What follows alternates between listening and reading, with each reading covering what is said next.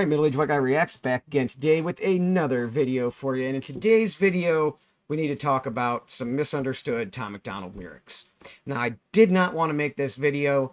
I did not plan on making this video, but I've been seeing this stuff mentioned in some comments, not necessarily on my videos. I mean, this was brought to my attention in one of my videos, but I've seen some comments on other videos referencing these misunderstood lyrics, and it's just very frustrating. Because to me, this is all very easy interpretations, okay? None of this was tricky. None of this was all the ones that I'm seeing have been like completely straightforward, and it's just frustrating. Okay, it's frustrating for me to see them so grossly misinterpreted. Maybe I have them wrong. Maybe I didn't interpret them right. I don't think so. I wouldn't be making this video if I actually thought that, but that's a possibility. I'm a human being, and I am fallible, so that could be the case. Like I said, I don't think so, though. If I am, let me know. If you don't agree, let me know. But let's get right into these. Let's get into some of these misunderstood Tom MacDonald lyrics. Now, I don't know where this stuff is necessarily coming from. I don't know who said it. But it doesn't matter. It doesn't matter who said it, where it came from, or whatever. When, who, what, where, and why. It does not matter. Let's just address specifically the misunderstood lyrics, okay? So the first one I want to do, let me bring it up here. I think it's on Ashes. Yes. First one, Ashes. All right, it's rock and roll to me. There's no controlling me. I sold my soul and stole the gold from royalty. People are pointing out, like, oh, see, he sold his soul. He said it. He sold his soul. Now let's break this down, okay? Now, first of all, when we're talking about selling our soul, are we talking about like calling Beelzebub? Like, yo, bub, come on up here. I got me a soul for you. Bring a contract. Grab your U-Haul and bring it back down to hell with you. No. No. I don't want to get like super religious about this, but if anything, the devil would work through people just the same way Jesus and God would work through people to get their messages across, okay? They don't come down from the heavens and bestow their glory on us, or come up from the fiery depths of hell and you know, shoot fireballs at us. It's not how that shit works. So, you know, if the devil was going to use a person to facilitate, you know, his goals, it would, you know, hey, how about a music executive, right? You would think a music executive could be the instrument of Satan. I think so. All right. So when we're looking at it in that context, there's no controlling me. I sold my soul and then stole the gold from royalty. What's he talking about there? All right. People are grabbing onto the sold my soul part, sold my soul part, and they are not taking into context what was said before it and what comes after it. All right, he's saying he's double-crossed. He has gone back, okay? And think about it. Early in his career, the guy probably would have sold his soul for success in the music industry. All right, because he was an alcoholic. He was, you know, all anxiety and depressed and on pills, and, you know, the guy was messed up. So that was probably would have been a hell of a proposition for him back in the day. But he stole the gold from royalty. There's no controlling him. So he's saying, hey man, like I'll make this deal, but you don't have control over me for real, and I will still turn around, double cross you, and screw you over. I'm gonna steal your gold. I'm not going to push your narrative for you. All right. So yeah, you could have me sign the contract and I'll take the money, and I'm still not going to push your narrative. All right. Basically is how that reads. Maybe not sign the contract because then you're into legal, but like saying, you know, hey, I'll tell you what you want me to hear so you can put my stuff out there. And when it's time for me to reciprocate what you need back from me, I'm not going to do it because I'm behind you stealing the gold. Okay. And leaving you high and dry, double crossed. So there's the first one. Like I said, maybe I'm wrong about these. I don't think so. I don't think so. Next. Okay. This one comes from Wannabe. Now, this one is a pre-Dear Rapper song when he was struggling with alcoholism, pills, addiction, you know, all that stuff. which is an excuse. All right, it was not an excuse, but there's no need to excuse any of this because these lyrics are plain as freaking day. All right, this is my song. Yeah, this is my song. Yeah. This is my song, and I'm dancing with the devil on a highway to hell in the middle of the road. This is my time to decide. Now, the way this lyric stops right there leads me to believe it's probably a cherry-picked one, but I don't need the context with what comes before and after. I can address just this right here. All right, so everyone's pointing out, oh, he's dancing with the devil in the middle of the road on a highway to hell. Well, yeah, back when he was addicted and on pills and depressed and anxious and struggling with anxiety, it probably was like dancing with the devil in the middle of the road on the highway to hell. Okay, what's in the middle of the road? What belongs in the road? Cars, vehicles. So if you're dancing in the middle of the road, what's going to happen? You're going to get ran over. All right. So like this is not an ideal place for him to be. He doesn't want to be in the middle of the road on a highway to hell with the devil. All right, that's what he was on when he was addicted, when he was an alcoholic. All right. And I think a lot of drug addicts and alcoholics would probably describe it in a similar way. All right. He's on a highway to hell in the middle of the road, but it's his time to decide. Is Tom going to stay in the middle of that road with the devil on a highway to hell? Or is he going to step off to the side and let that devil keep on going forward? Which one did he choose? What do you think? The guy got clean. He still struggles. He has his demons. We all do. I mean, you don't just like forget about shit like that. You don't just get over it completely. There's always going to be that struggle. Like I said, we're humans, okay? You're not perfect all the time. You're still going to struggle with I'm sure he struggles with his anxiety and depression and even probably his alcoholism still to this day. All right, but he made the decision to step off, got on the side of the road, and got off that path. Okay, simple, easy, and completely misunderstood. For what purpose it was misunderstood, I don't know. I can't say for sure, but to me, it's just plain as day. Plain as day.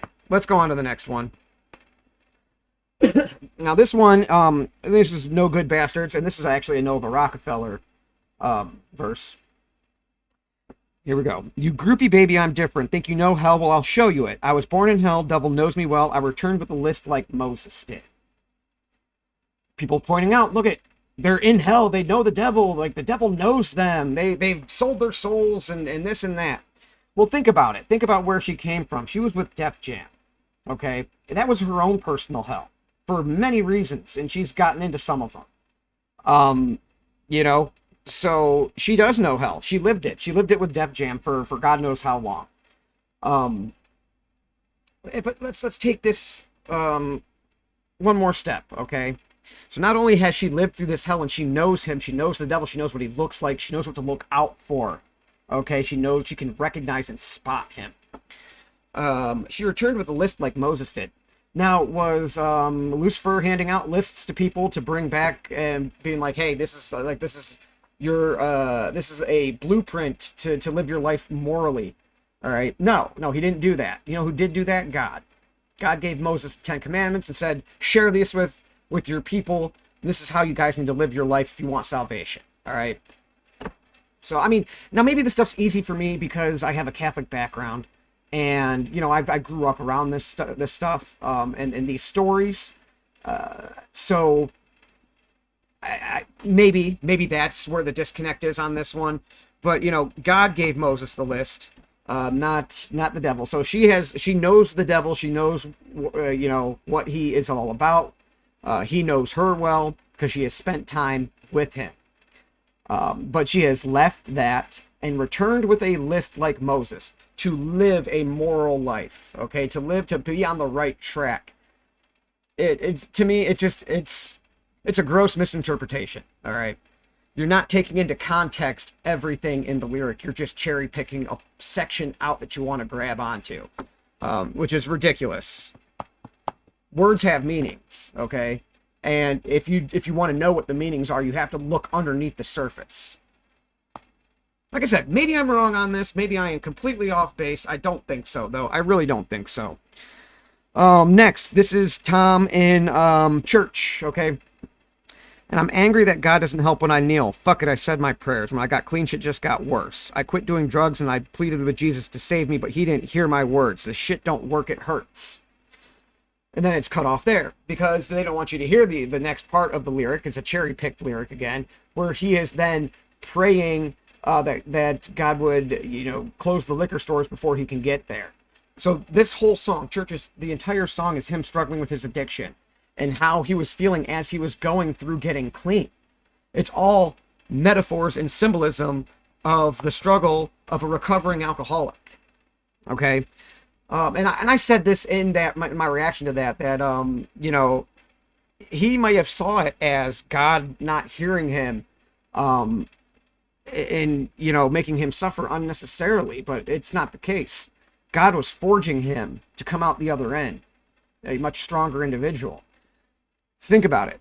Everything that we go through in our lives shapes who we are. All right, what I go through today is going to determine who I am tomorrow. So if Tom's life didn't fall into place exactly how it did, we would have a much different iteration of this artist. He would not be who he is. He would be completely different. So he needed to go through these struggles. He needed to feel the abandonment and the pain. All right, pain and suffering, while awful, are not always a bad thing. Okay, they can help forge you and prepare you for what's going to come down the road. And do you think if he didn't go through these struggles and this pain, that he would be able to withstand the barrage from, the internet, from the media that he's gotten this past year? No way. That's nothing compared to the struggles he had. So to me, that's just referencing how he felt during his recovery process. It wasn't as easy as he thought. He thought it was going to be peaches and cream. As soon as I get my mind right, I'm just going to be good. I'm never going to want to drink again. All I got to do is quit for a little bit. And that's not the truth. It's not the truth. He probably still wants one to this day, and he's going to want one for every day the rest of his life from now on. It's just sheer willpower that you don't pick the bottle back up at this point. But that's just me. Maybe I got it wrong. No, I don't. No, I don't think so. I don't think so, though. Let's go on.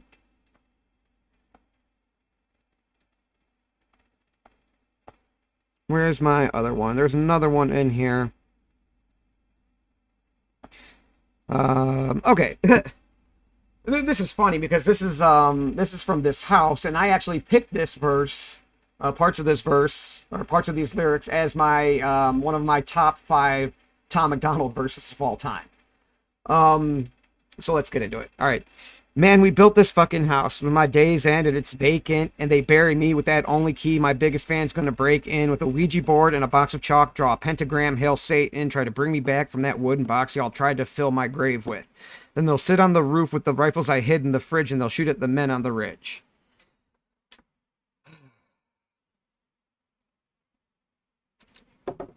Like, if you're looking at the surface of that, it sounds pretty awful, I guess, maybe.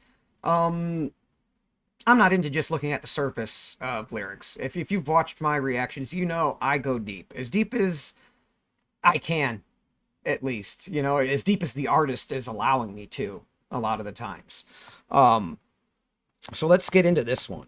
All right. And their big thing was the Ouija board and the pentagram and hailing Satan to bring a dead body back. But, anymore, who would you go to bring someone back from the dead? Okay. Usually, all right, look at Star Wars. All right, Anakin had to go to the dark side to try to bring Padme back, right? Okay. And that's what turned him into Darth Vader. Spoiler alert. The fact that I even have to use this reference, this is ridiculous.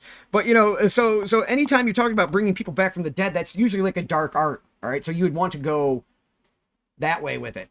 So what is he talking about in this, though? Okay, so he has just built the house. The house was his career, okay, and what he had done to get to the point where he was, all right? The house is his legacy. All right, so when my days end and it's vacant, okay, so he is done rapping, his career is over, his legacy is just a vacant house now because he's not in it anymore. He is just letting it ride off into the sunset. Sure, I bring this up so I can go piece by piece here. And they bury me with that only key. Okay, so they buried him with the key to his house, his legacy. His biggest fans are going to break in. So to me, this whole thing is setting up like they want to attack the house, his legacy, to tear it down brick by brick, piece by piece, because they don't like, his messaging and what he has said.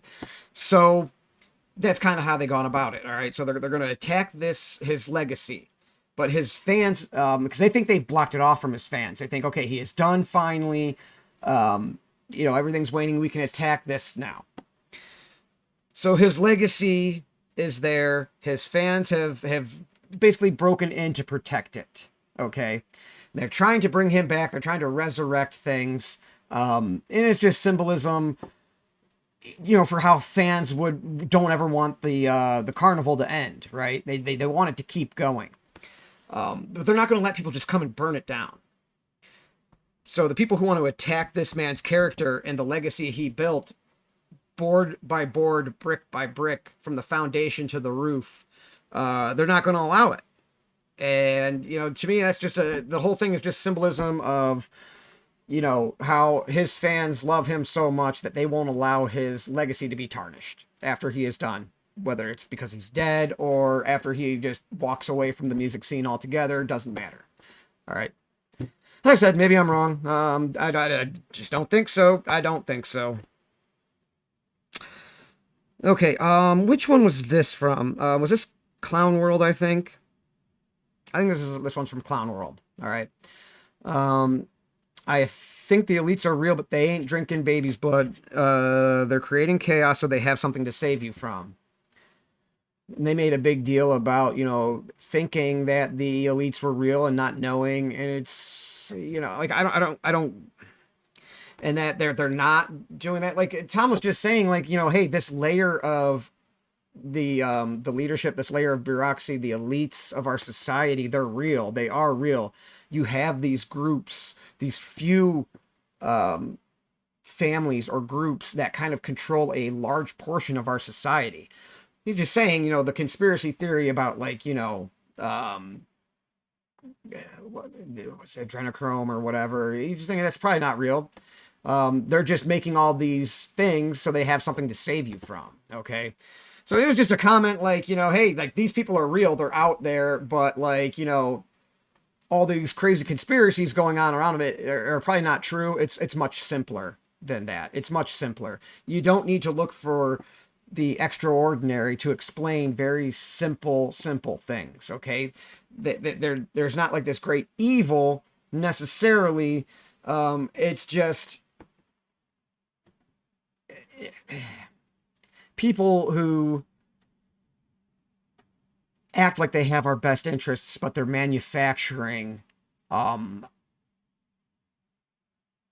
God, what's the word? Manufacturing, drama, struggles, things for us to go through so that they can then step in and come with the solution to stay in power. And the solutions usually benefit them and their kind more than the layperson. Okay, that's all that says there. But you can take that however you want, I guess. Anyway, I think that's it. I think that'll be the video. I think there's a few other ones. Oh, you know what? There was another one. I missed it. Hold on. Let me go back here.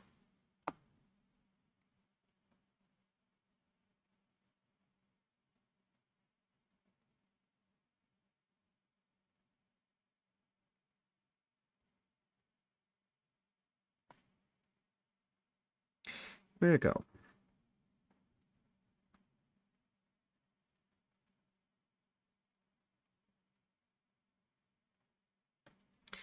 Okay. I can't find it now.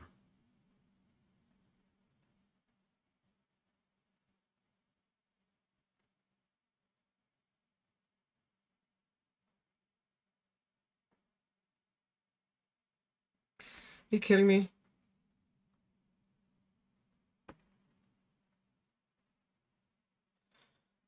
Okay, there was another one. I actually have it up. I can't find the lyrics. I don't want to spend, another 2 minutes looking for them. So I'll just play the section for you.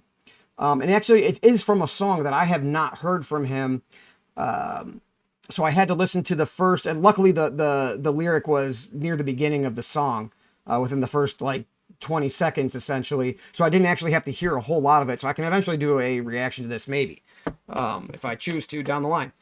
But let me play this for you, because the lyric that they cherry picked stopped, and then if you listen to the next part, it's clear what they're talking about. So let me bring this up real quick. Let's see. This is from Dear God by Tom MacDonald. Now, this, I don't think he actually put this on his page. So I really don't like that I'm playing this clip right now.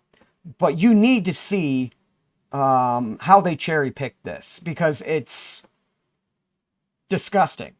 Like, you heard it, man. You knew what was being said, and you decided to stop it so it fit your narrative. Let me see. So while I have never done a Tom song that wasn't out on YouTube for free, anything behind a paywall I consider off limits. I need to show you this clip. It's like 10 seconds, and then you'll never see another non YouTube Tom MacDonald video on my channel again.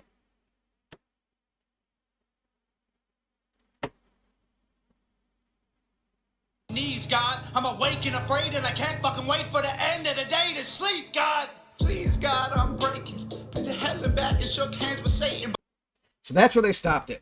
The whole, like, I need to sleep, I'm, whatever. And I shook hands with Satan. That's where they stopped it. And they're like, oh, he's breaking, he's shaking hands with Satan. He's going, down this dark road now.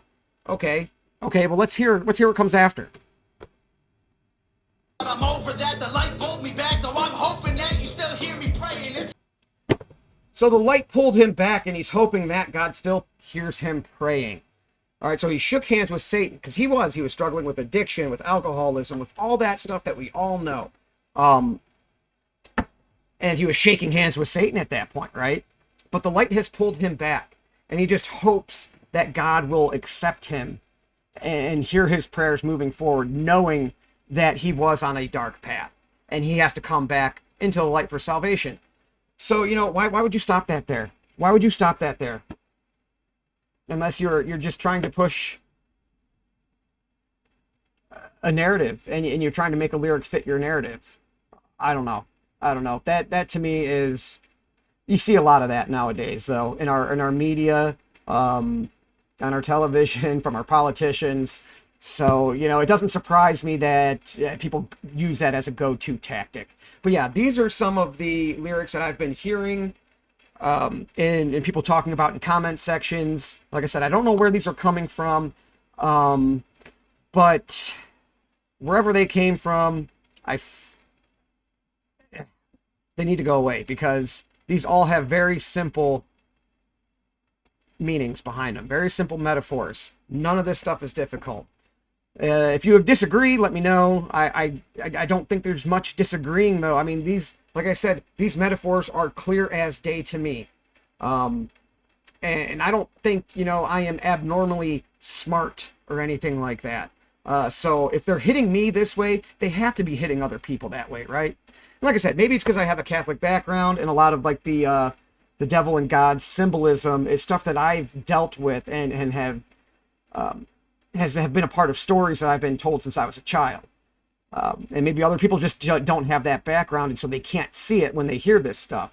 But yeah, Tom has not sold his soul to anybody. He is not a devil worshiper. And if he was, like a, what's the word? Controlled opposition, something like that. Like, if that's the case, eventually you have to switch your narrative.